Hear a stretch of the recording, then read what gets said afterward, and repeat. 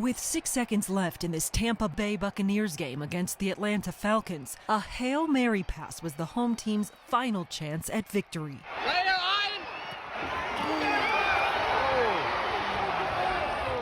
You can see players from both teams collide with a security officer in this video we obtained through a public records request from the Florida Highway Patrol. The officer, who is a volunteer state trooper, gets knocked down just as the Bucs lose the game. So you're there to keep people safe. How often had you thought about your own safety? That's a good question. I never did until now. 79-year-old Bob Olakar says his security assignment last October was to keep his eyes on the crowd and his back to the game. I was actually doing what I'm supposed to do.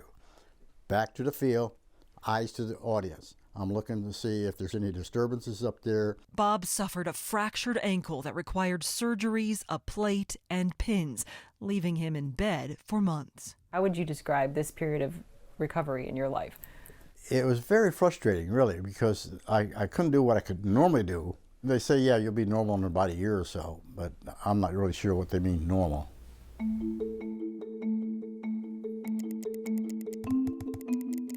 Our exclusive Scripps News investigation found out-of-bounds collisions happened every week during this NFL season. Hits like these.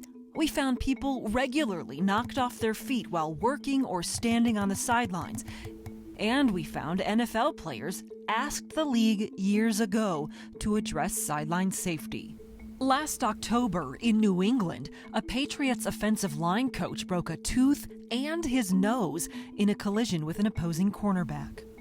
And in New Orleans during the 2023 season, a member of the chain crew was carted off with a dislocated knee after a collision with a Saints player. Players have been injured too. In 2022, a Washington football team tight end ran into a sideline photographer and left the field on a stretcher.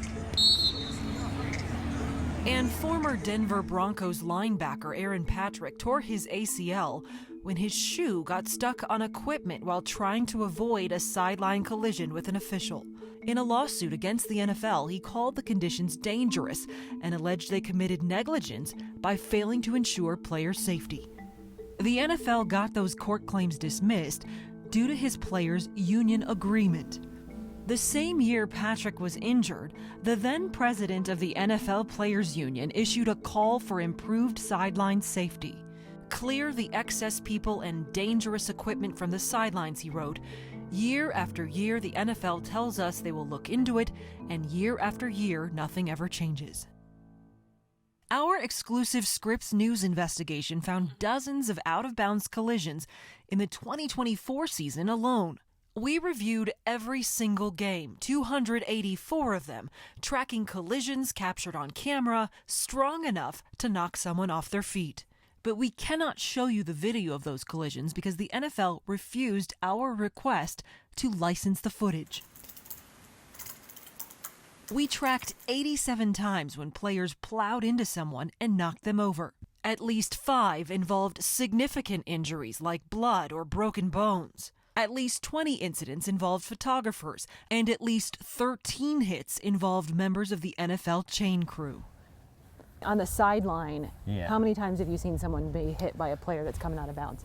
A lot, because they don't understand how fast these guys are coming. Wade Manning is a retired NFL player who told us he also has experience working the sidelines inspecting players' uniforms for NFL compliance. So if a play is coming at me this way, I look right at it.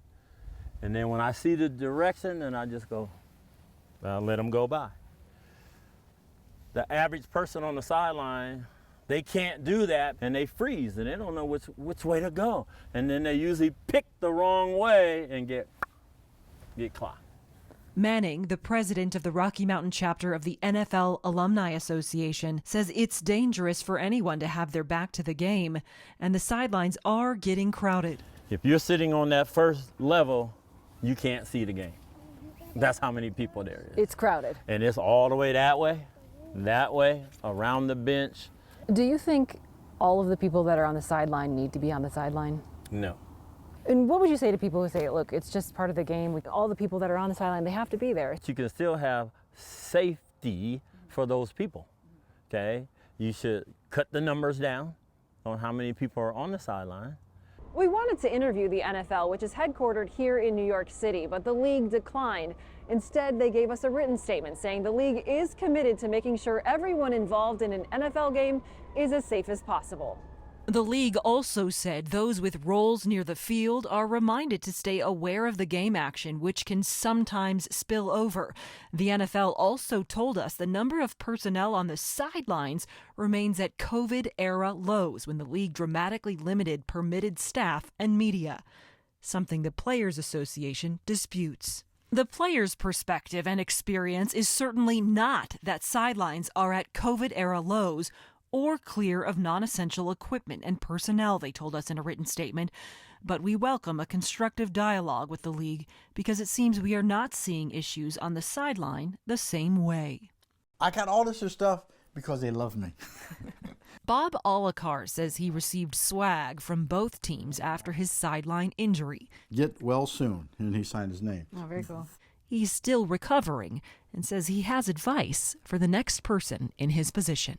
Do you think there should be a change in the way training happens for these types of games? Oh, yeah. And they should show videos like this. Lori Jangliha, Scripps News, Denver.